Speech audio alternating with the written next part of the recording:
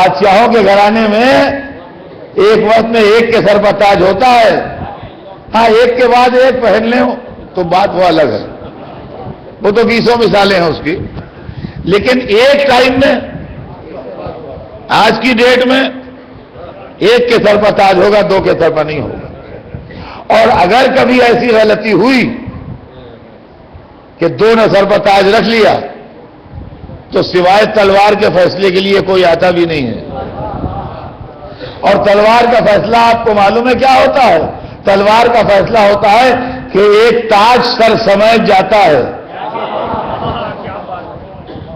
خالی تاج نہیں اتارتی تلوار، گردن سے ایک تاج کم ہو جاتا ہے، ایک رہتا ہے۔ لیکن ہم نے مدینے میں ایک گھر دیکھا جہاں 5 آدمی رہتے تھے، جہاں 5 آدمی رہتے تھے گھر میں، اور 5 کے سر پر ایک وقت میں تاج تھا۔ باپ رسولوں کا سردار،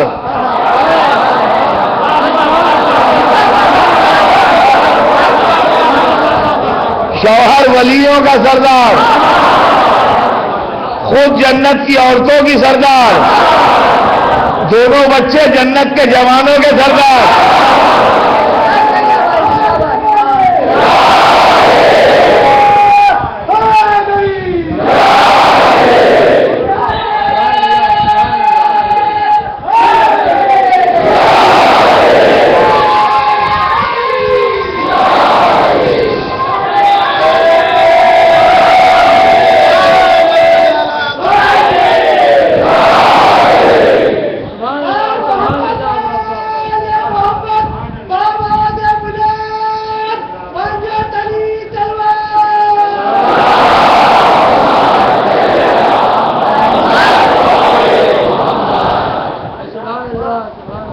یہ ہم نے معصومہ کا گھرانہ دیکھا، یہاں 5 آدمی رہتے ہیں، 5 کے سر پر تاج۔ اور کوئی صاحب یہ نہ سوچے کہ معصومہ کا گھرانہ کیوں کہے اور رسول کا گھرانہ کیوں نہیں کہتے۔ آپ سے کہیے جس کا گھرانہ کہتے ہیں، ہم تو ان کے غلاموں کے قدموں کی خاک ہیں، ہمیں کیا کہنے میں عذر ہے۔ لیکن ہم اس کو کیا کریں کہ اللہ نے جب انٹروڈکشن کرایا تو یوں ہی کرایا، ہوں فاطمہ تو وابوہا وبارہا وبنوہا۔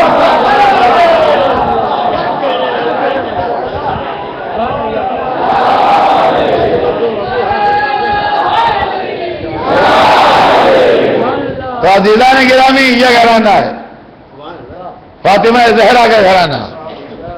اللہ نے ایک بی بی کے ذریعے ایک معصوم پیدا کیا جناب عیسیٰ، لیکن جب اپنے حبیب کو معصومہ بیٹی دی تو انتظام کر کے رکھا، معصوم شوہر کا بھی، معصوم شوہر کا بھی انتظام کر کے رکھا۔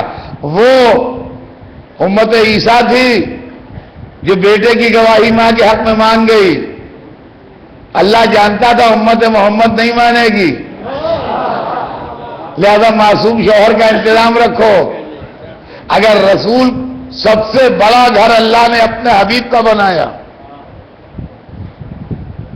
مرتبے کے اعتبار سے سب سے اونچا گھر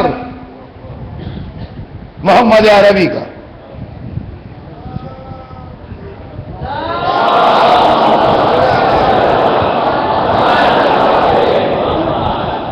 نہ آدم کا گھر اتنا اونچا ہے، نہ نوح کا گھر اتنا اونچا ہے، نہ ابراہیم و موسیٰ و عیسیٰ کا گھر اتنا اونچا ہے۔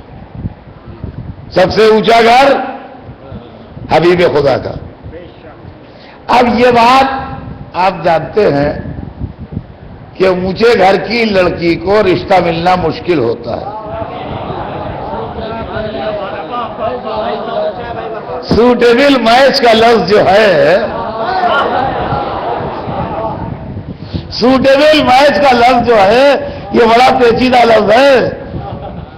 اور اونچے گھر کی لڑکی کو رشتہ ملنا ذرا بہت مشکل ہوتا ہے۔ اب جب نہیں ملتا کہیں رشتہ تو مجبوراً کیا کریں، لڑکی کو بٹھائے رکھیں۔ لہذا اپنے سے نیچے ہی گھر میں بیاہ دیا. کہا کیا کرے, ہے ہی نہیں, تو کہیں نہ کہیں تو کرنا ہی تھا بھائی, کیا کرتے, کر دی شادی. اللہ نے کہا کہ میرے حبیب کے ماتھے پر شرمندگی نہ آئے,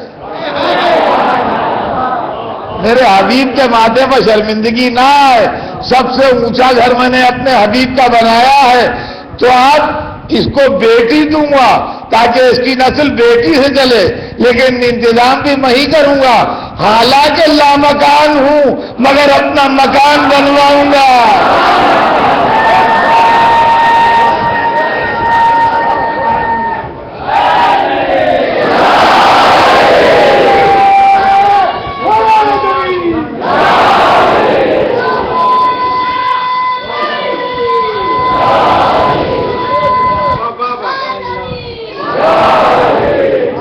حالانکہ لامکان ہوں مگر مکان بنواؤں گا تاکہ محمد کو شرمندگی نہ ہو.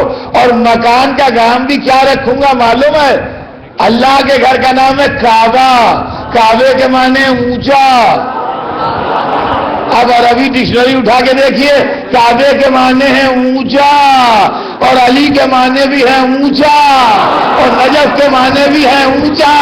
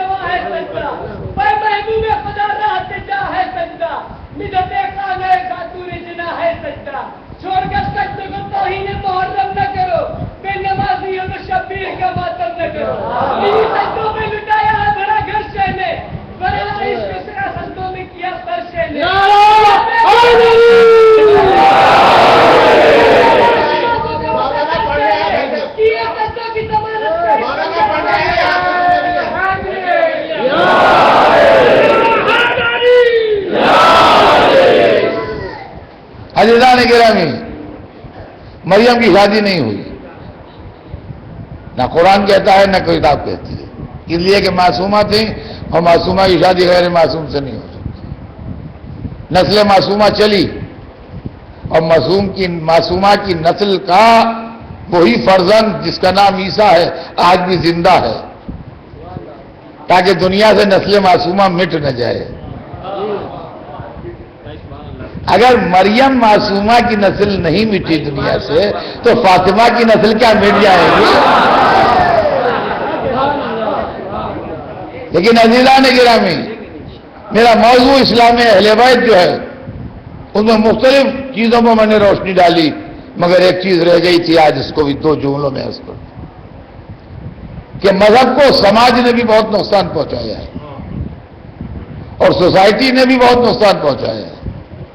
اہل بیت کا اسلام جو ہے, اس کے اندر وہ تمام چیزیں نہیں ہیں جو سماج میں ہوتی ہیں.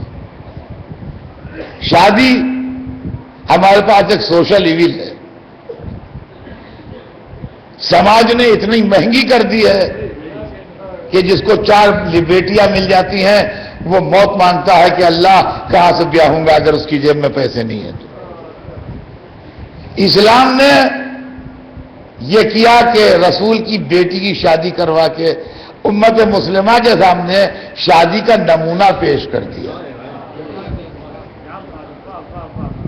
یہ ہے اسلام اہل بیت, جس کے اندر شادی کے لیے لڑکی کے باپ کو ایک نیا پیسہ خرچ کیے بغیر عزت آبرو سے لڑکی شوہر کے گھر چلی جائے.